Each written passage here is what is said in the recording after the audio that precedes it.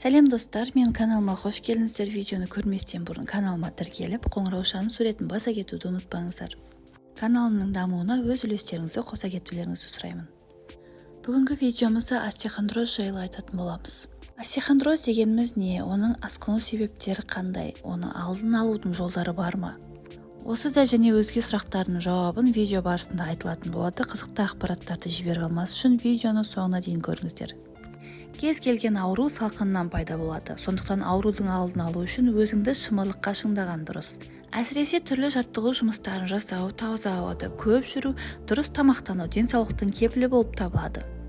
Дәрігерлер соңғы кезде остеохондроз ауруына шалдыққан адамдардың көбейгендігін айтады. Ең алдымен остеохондроз дегеніміз не? Осы сұраққа жауап берейік. Остеохондроз омыртқа аралық дискінің қабынуы. Ол физикалық тұрғыдан аз қимылдағаннан пайда болады. Остеохондроз туберкулез ауруынан немесе сүйектер мен буындарға іріңді инфекцияның түсуінен пайда болады екен. Ауыр дене еңбегі мен жағын жарақаттар және салқын тиіп аурудың факторлары остеохондрозды асқындыра түседі.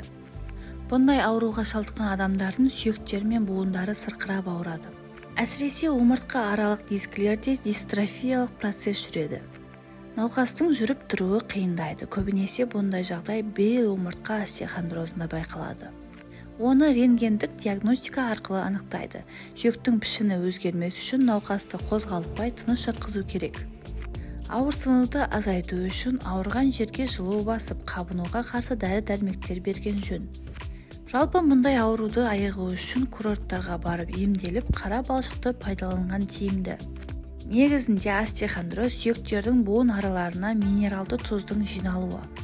Оның белгілері сан алуан. Остеохондроз мойын, кеуде, бел омыртқаларының бөлігін қамтиды.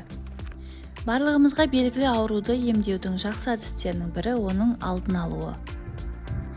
Остеохондрозды болдырмау үшін оның алдын алу сұрақтарымен ерте бала кезден бастау керек.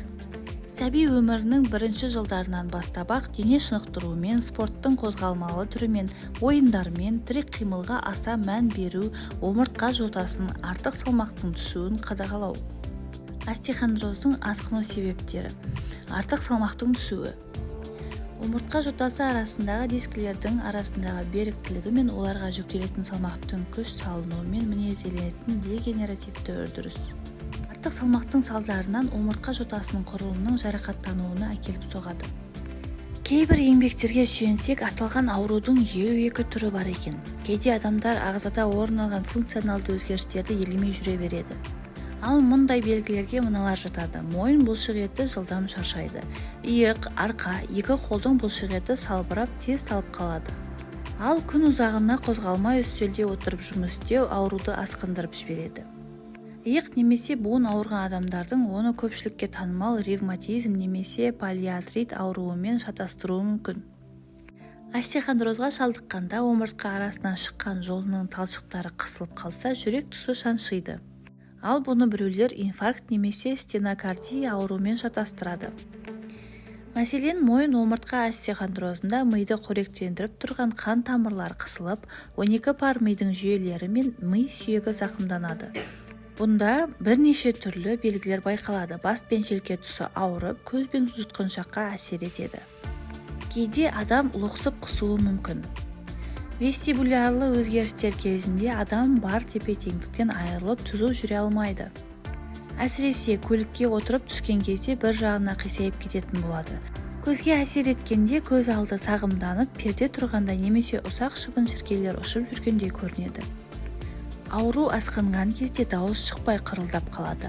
Адамда әлсіздік, тез ашулану, өкпешілдік, қорқыныштық, абыржу, ұмытшақтық пайда болады, ұйқы бұзылады. Ересектер арасында бел омыртқаның зақымдануы, яғни радикулит жиі кездеседі. Аталған ауру қыс мезгілінде жылусыз техника жүргізгенде немесе мал баққанда пайда болады. Ең алғашқы белгісі белдің ауруы. Бұл күтпеген жерден кенеттен ұстап қалады. Бел бұлшық еттерінің бірден қатты жиырылып, шымырланып қалуынан ауру оқ ұстайды. Ауру ұзаққа созылғанда ауыратын нүктені табу қиын. Бұндай кезде арқаны тік ұстау керек. Сол кезде омыртқа жотасы жамбас сүйекке қатты кіргеді де, оның арасындағы сақиналы дөңгелектерге күш бірдей түседі. Қазіргі таңда озық ем түрлері медикаменттік түрде емдеу, ауру сезімін басқаннан кейін қолданылатын дене шынықтыру, физиотерапия, магниттік терапия, плазмотерапия соңғы уақытта кең өріс алған дәлелді медицина тұрғысында қолданылады. Аурудың орналасу белгілері мойын, кеуде, бел сегіз көзі. Науқастардың шағымы мойын остеохондрозы кезінде бас, мойын, желке бөліктері және басты оңға солға бұрғандағы шектеулер, иық бөліктеріндегі ауырсыну, ашу белгілері болады. Ал кеуде және бел сегіз көз остеохондрозында ұзақ бір орында отырғанда бел бөлігінде ашу сезімі, физикалық жүктемелер алға, артқа иілгендегі қимыл қозғалыстарының шектелуі, бұлшық еттердің қатаюы болады. Жүрген кезде аяқтың ұюы, қимыл қозғалыстың шектелуі орын алады. Қимыл қозғалыстың аздығы үнемі бір орында отырып жұмыс істеу, спортпен шұғылданбау аталған ауруға душар етеді. Сондықтан дер кезінде мамандарға қаралмаса диск жарығы, яғни грыжа, жүйке талшықтарының қысылуы, үлкен және кіші дәреттің бұзылуы, аяқ-қол қозғалысының шектелуіне дейін алып келеді. Жүйке талшықтарының орналасуына байланысты сезу мүшелері де зақымданады. Дер кезінде дәрігердің нұсқаулығына орындаса тез емделуге болады. Ауырмаудың ең басты жолы спорт. Яғни дене шынықтырумен күнделікті айналысу, еңбек және демалыс режимінде дұрыс қолдану аса маңызды. Ал медицина тұрғысынан мануальды терапия, сүлік салу, хижама дәлелді ем емес дейді мамандар. Қазіргі уақытта жеке емхана мен кабинеттерін ашып, медициналық терең білімі болмаса да курс оқып, ем түрлерін өзінше жасайтындар да аз емес. Мәселен, хиджама немесе сүлікпен емдегенде адам ағзасын мұқият тексеруден өткізу керек. Магниттік резонансты томография, МРТ немесе компьютерлік томографияның қорытындысы болмаса да ем қабылдай беретіндер бар. Дұрыс тексерілмеу мүгедектікке, тіпті өлімге әкелуі мүмкін.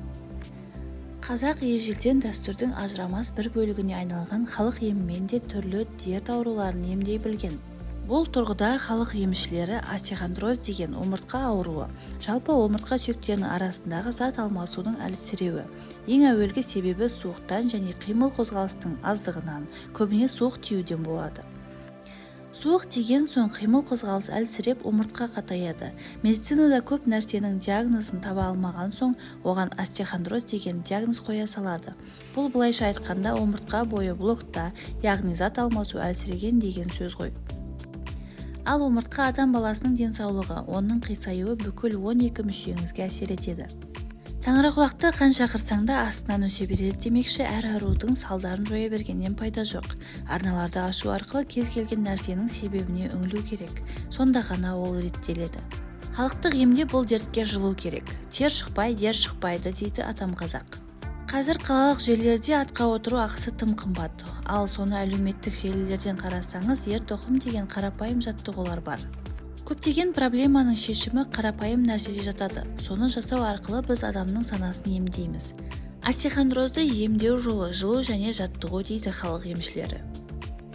Сонымен остеохондрозбен көбіне кімдер ауырады? Онымен ауырмас үшін ең бастысы оның белгілерінің көрінісін төмендететін шаралар қабылдау қажет екенін білдік. Жалқаулықты тастап көбірек қозғалысты бастаған дұрыс. Бұл ауру жасөспірімдерде көбінесе ауыр, ыңғайсыз, әсіресе бір иықты сөмкелерді асынып, жайсыз аяқ киім кигеннен де пайда болуы мүмкін. Сондай-ақ ғалымдар остеохондроз кезінде кофе мен газдалған сусындардан да бас тартуға кеңес береді. Өйткені зерттеу нәтижелерінде олардың сүйек тінінен кальций, калий және магнийдің шайылуын тудырып, остеопороздың дамуын тудыратыны дәлелденген. Сонымен елімізде белең алып бара жатқан аурудың бұл түріне әр адам баласы бей-жай қарамауы керек. Аурудың алдын алып көбіне спортпен шұғылданып қимыл қозғалысты көбейткен жөн.